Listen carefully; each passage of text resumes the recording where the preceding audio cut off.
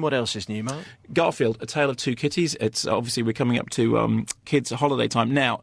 The first Garfield movie I rather enjoyed. I'm a big Bill Murray fan, and any movie which has Bill Murray doing the voice of the cat is perfectly all right with me. Incidentally, I'm not familiar with the original strip cartoon, so I don't know whether the newspaper strip cartoon is aimed at adults or kids. Are you aware? It'll be kids, but it's one that's like Peanuts. You know, it's the kind of thing that grown-ups will read and have a little chuckle because it has some wisdom to it. So the first one did kind of okay, and I went and saw it with a bunch of kids, and they laughed, and they all laughed at exactly the same things. They laughed at the cat dancing, they laughed at the cat waving his furry bottom at the camera, they laughed at jokes that were vaguely to do with the toilet, and they laughed about the sound of farting. Which fine, no problem with that. Scooby-Doo, both the Scooby-Doo movies, all capitalised on that. Now, because the first Garfield movie did well, we have to have a second Garfield movie, which is just laden with stars. I use the word advisedly, like Billy Connolly and Jennifer Love Hewitt, and of course Bill Murray back as the voice of Garfield. This time Garfield has to go to England, so this is the second London set movie of the week. Has to go to England,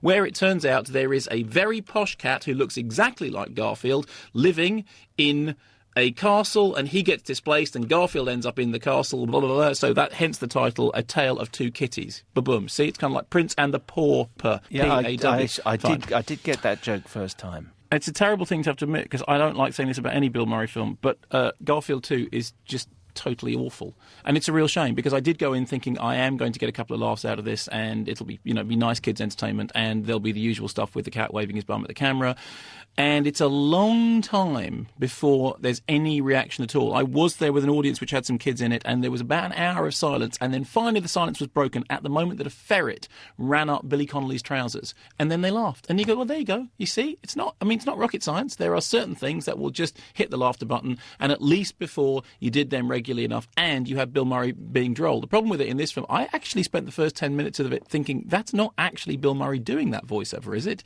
Because it was so lame, and so not funny, and so not sardonic, and so not Bill Murray. I thought they'd got an impersonator in to do him.